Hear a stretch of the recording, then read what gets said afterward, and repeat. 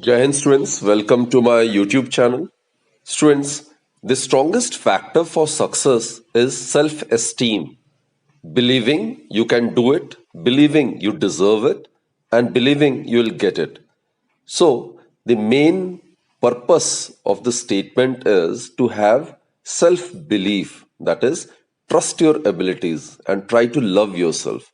Every dream of yours can eventually be fulfilled and can come true. With that positive note, students, let's start today's session. Today we'll be discussing some very important and interesting numericals, right? So let's begin with the first question then. First question is, the masses and the radii of Earth and the Moon are m1 r1 and m2 r2 respectively. Their centers are at a distance d apart. What is the minimum speed with which a particle of mass small m should be projected from a point midway between the two centers so as to escape to infinity, right? I'll draw a diagram for this. Suppose this is the Earth. This is Earth of radius r1 and mass m1, right? This is suppose Moon m. It is of radius r2 and its mass is m2, right? And the distance between their centers, it's given to be d. What is the minimum speed with which a particle of mass small m should be projected from a point midway between the centers so as to escape to infinity? This is the midpoint, suppose. This is the midpoint and a mass of small m is placed.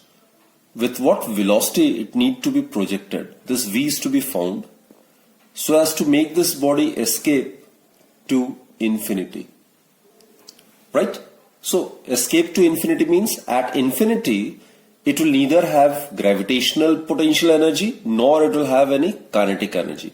So the total energy at infinity would be zero. Total energy at infinity would be zero. It will neither possess potential energy nor it will possess kinetic energy, because after going to infinity it will stop, isn't it? So no kinetic energy, and because of the fact that it will leave the gravitational field of the system, therefore the gravitational potential energy at infinity would also be zero.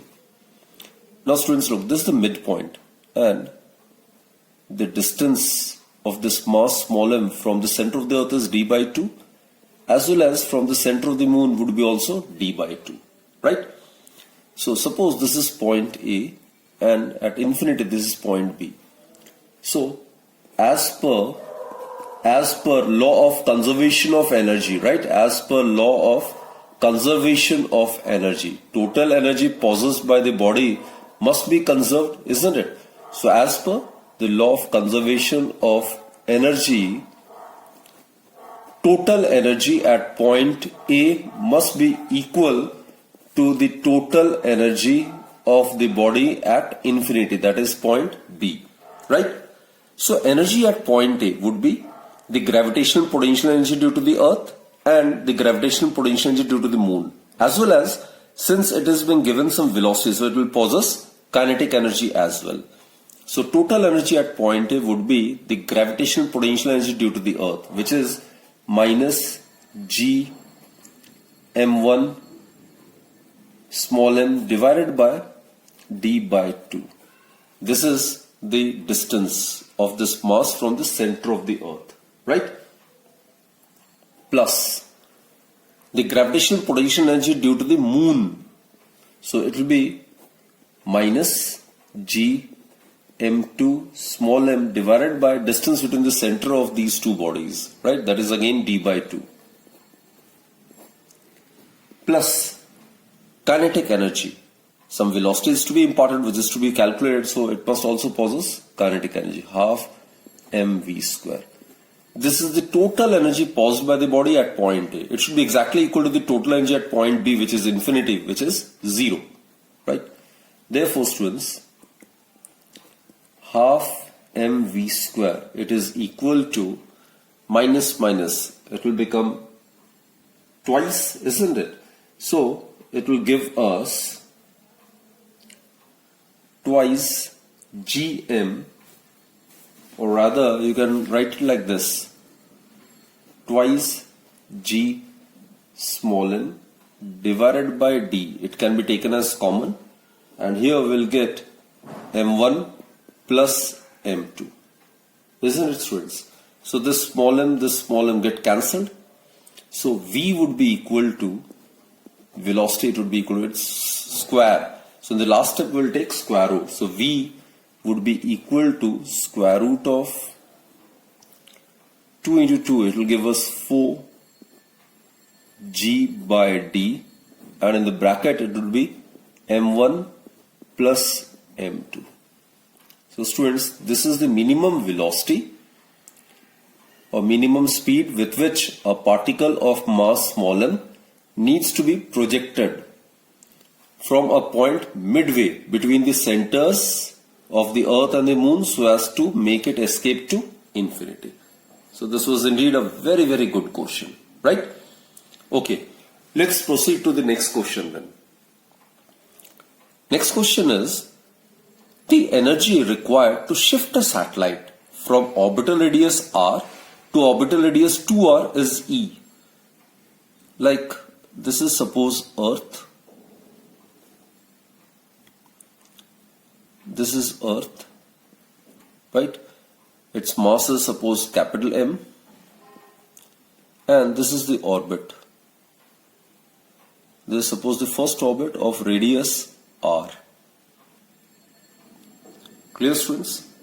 And this is another orbit. Suppose its radius is 2r.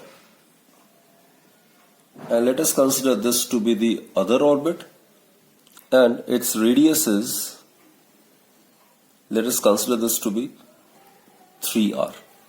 Okay, case 1. Let's consider case 1. The energy required to shift a satellite from orbital radius r to orbital radius 2r, right? The body is to be shifted from this orbit to this orbit, right? So in this case, the energy required is E. The energy required is E. So it's given. So it would be equal to the energy possessed when the body is at this position minus the energy possessed by the body when it is in the initial position, right? Suppose this is the second orbit, this is the first orbit, and this is the third orbit. So it will be equal to the energy possessed by the body when it is at second position minus the energy possessed by the body when it is in the first position. Clear, students? So this would be equal to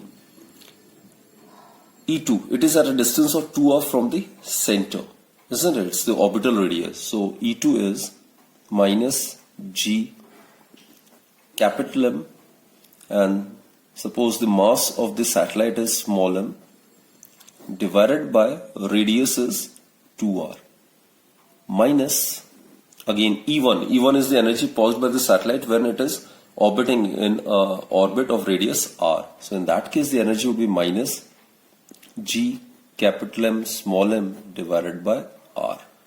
R is the orbital radius in case 1, right? So capital M is considered to be the mass of the earth, small m is considered to be the mass of the satellite. So what we get is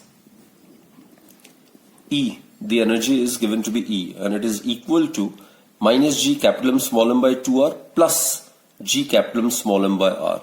So what we can do is g capital M small m divided by r, it can be taken as common, so it will become 1 minus half.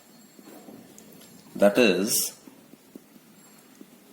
E is equal to 1 minus half is half, so half g capital M small m divided by r. Put this as equation number 1, right? Now consider case 2.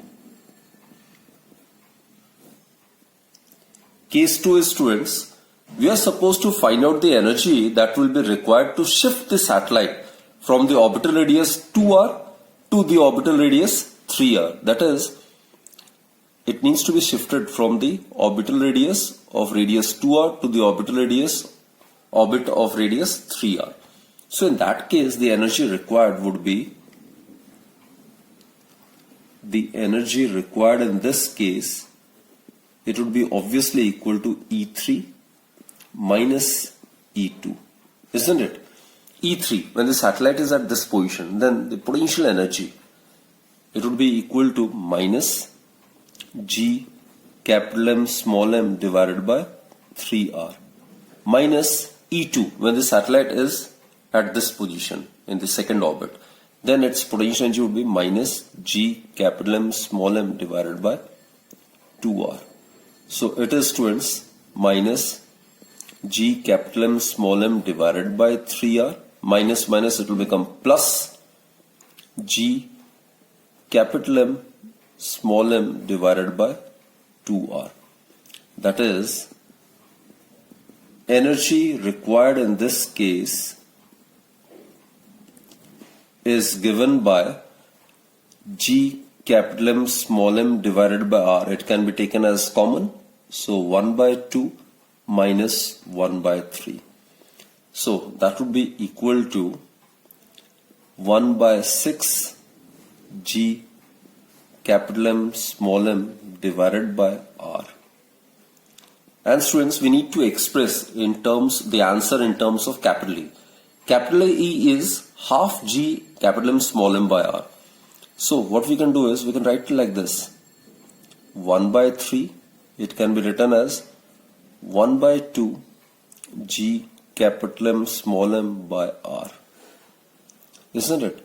And half G capital M small m by R from equation 1 is equal to E. E is the energy required to shift satellite from orbital radius R to orbital radius 2R.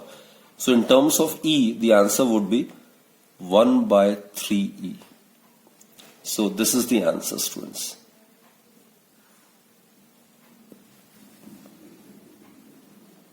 Okay, students, now let's proceed to question number 3. Question number 3 is, two particles of equal mass m go round a circle of radius capital R under the action of the mutual gravitational attraction.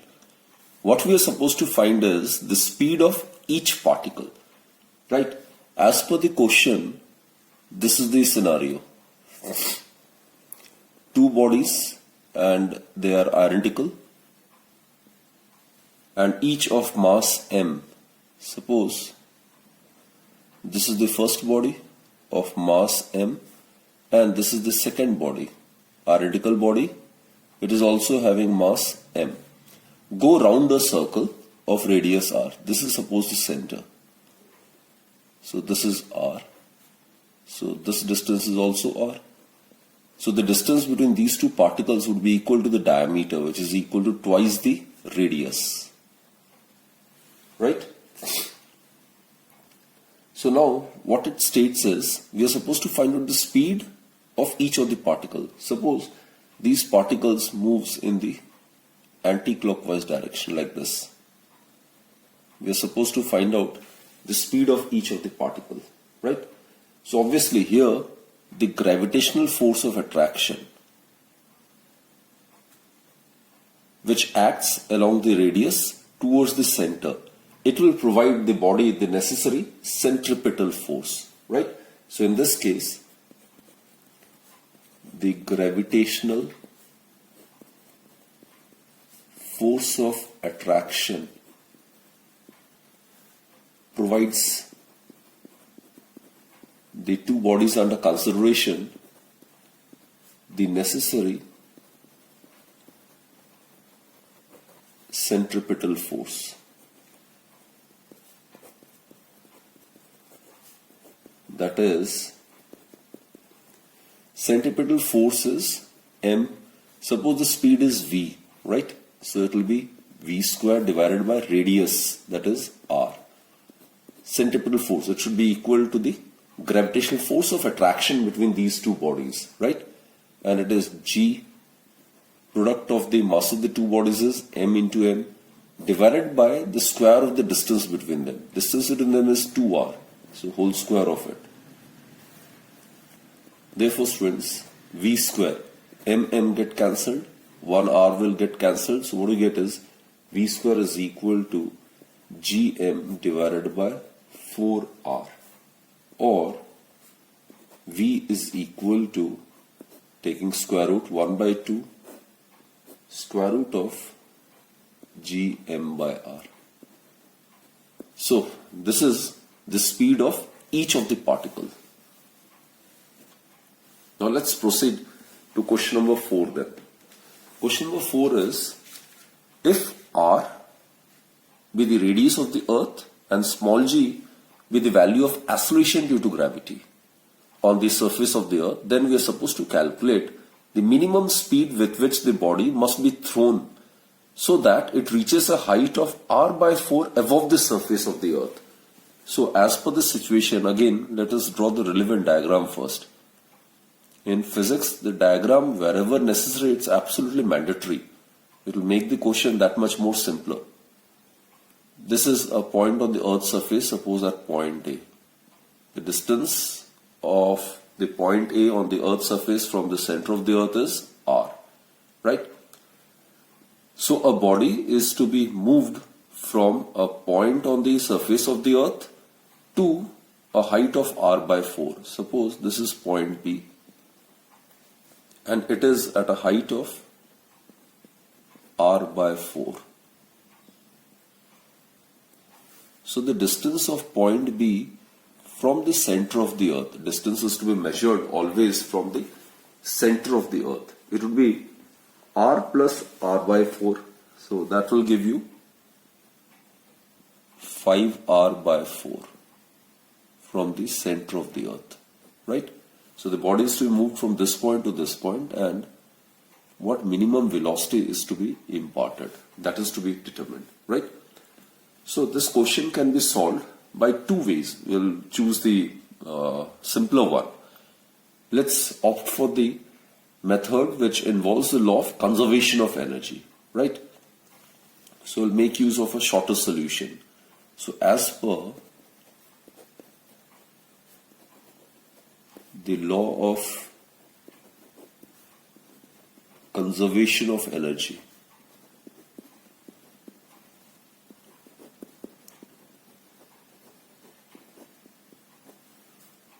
the total energy of the body always remains constant. So total energy of the body at point A, it must be equal to the total energy of the body at point B, isn't it? Now, at point A, students, the energy of the body due to the earth, which is the gravitational potential energy, it is given by minus G capital M small m divided by R. Capital M may be considered to be the mass of the earth, right? And the mass of the body may be considered to be small letter m. Plus some velocities to be given so as to make it move from point A to point B. So it will possess kinetic energy by virtue of its motion. So kinetic energy is half mv square. And the body is to be made to reach point B, just point B, where it will eventually stop. So at point B there will be no kinetic energy. It will have only and only potential energy.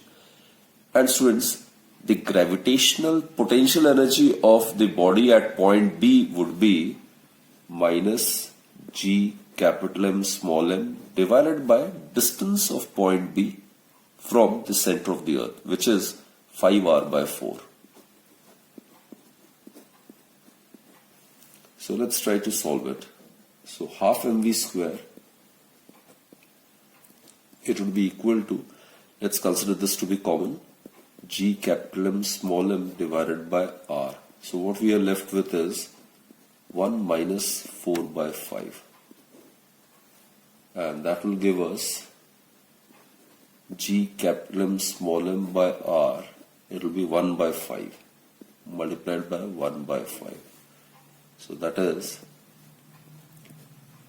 half V square is equal to Gm divided by 5r. Small m get cancelled, which further implies that V square is equal to 2 by 5 Gm by R. Therefore, the minimum speed with which the body must be thrown so as to reach a height of r by 4 above the surface of the earth is given by square root of twice Gm divided by 5r.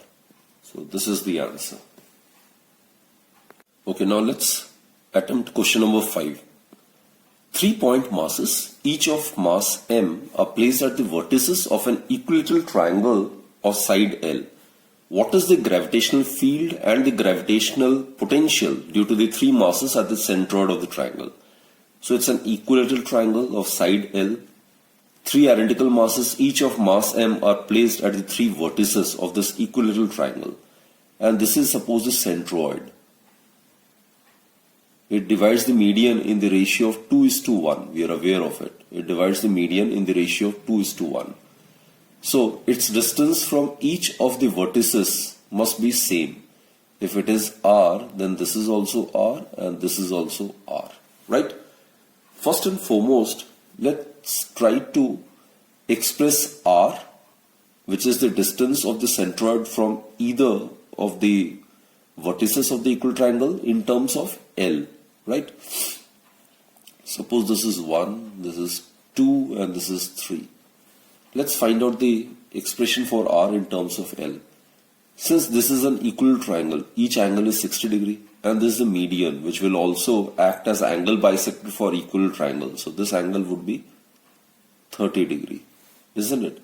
And this distance naturally would be L by 2. So consider this right angle triangle. Consider this right angle triangle. Here, cos 30 degree, it would be equal to base over hypotenuse. That is L by 2 divided by hypotenuse is r. That is cos 30 is root 3 by 2. L by 2r. So 2 get cancelled. So therefore it implies that r is equal to L by root 3. So this is the value of small r in terms of the side of the equilateral triangle, which is given in the quotient to be L. Now students, let's find out the gravitational field first. Let us find out the gravitational field at this point. Now due to the first mass, the gravitational field, we are aware it's a vector quantity. It is always directed along the line joining towards the center of the mass. So therefore, the gravitational field at point G due to this mass would be directed along this direction. Let us represent it by E1. The gravitational field due to mass 2 would be along the line towards its center.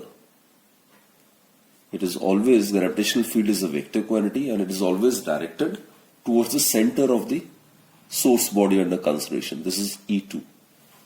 And due to this third body, the gravitational field at the centroid would be along this direction. Again, along the line towards the center of the source mass. This is E3.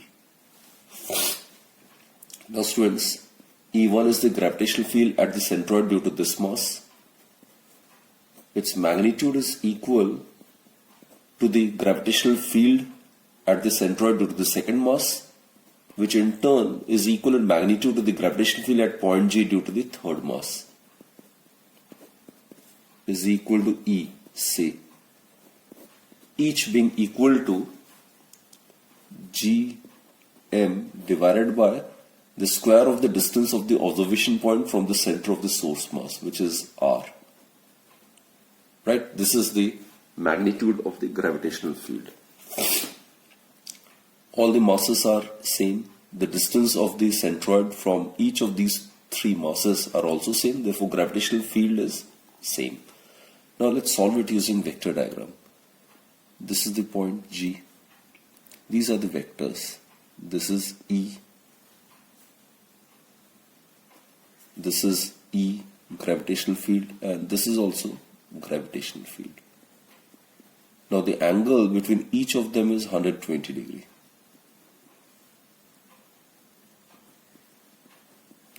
So since gravitational field being a vector quantity, we need to solve it by making use of laws of vector addition. There is no method of solving all the 3 vectors simultaneously. So the correct step is to find the resultant of any 2 given vectors and then to find out the final resultant of the remaining, that is the third vector, and the resultant of these 2 vectors, right? So this is point G. This is the gravitational field, right? let's find out the relationship, or let's find out the resultant of these two. We are aware, students, if the two vectors are equal in magnitude and the angle between them is 120 degree, then their resultant, it will always bisect the angle between them, and the magnitude of the resultant would be always equal to the magnitude of either of these two vectors. That is, its resultant will be E only. The resultant of these two vectors would be E only, and it will make an angle of 60 degree. It will make an angle of 60 degree. So 120 plus 60, it will become a linear pair. So it will be like this. It is the resultant of these two. So we'll be left with these two, right?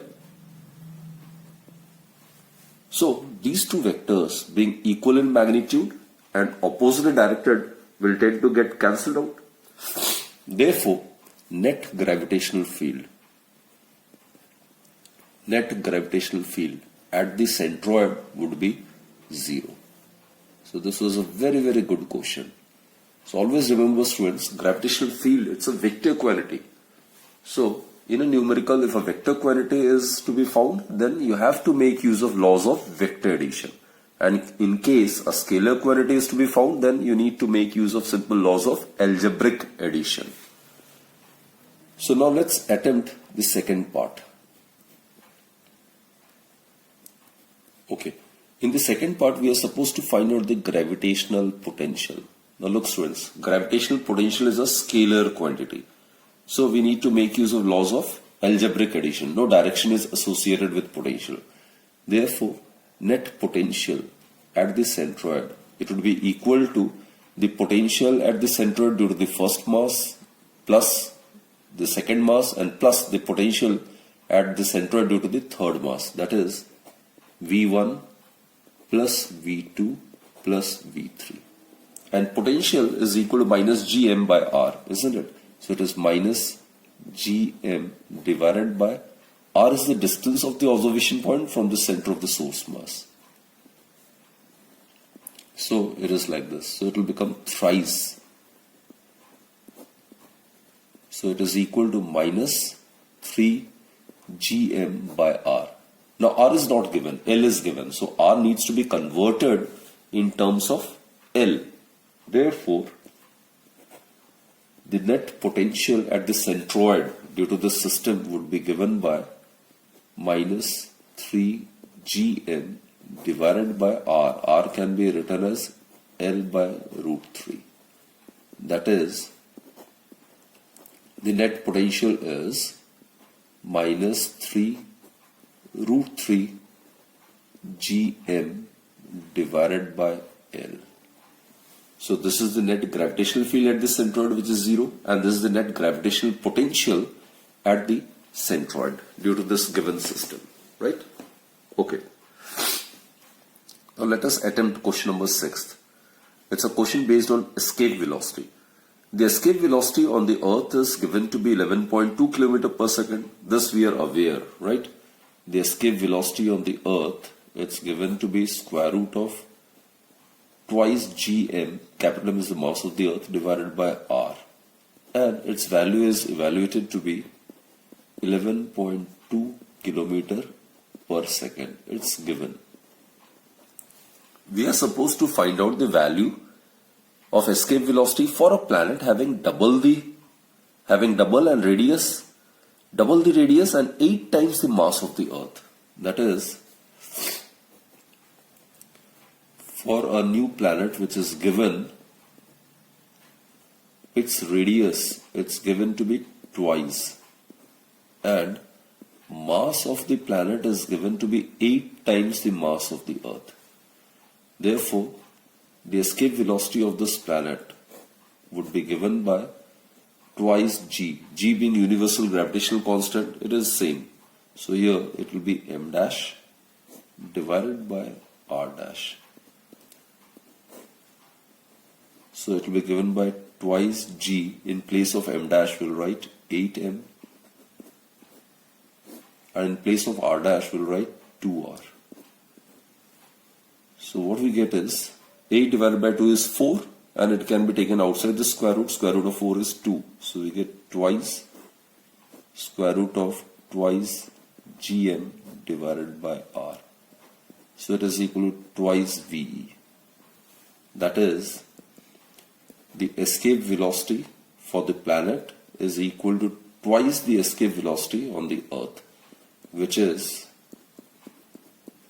after solving, we'll get 22.4 kilometer per second.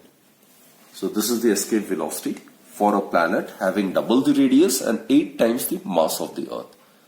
So students, we have attempted these 6 very, very important and basic questions in gravitation, right? So I hope you will keep practicing such numericals more and more, right? Keep practicing as many numericals as much possible. So that's it for this particular session, students. And thank you for watching the video, and keep watching the subsequent videos as well. Thank you. Stay blessed.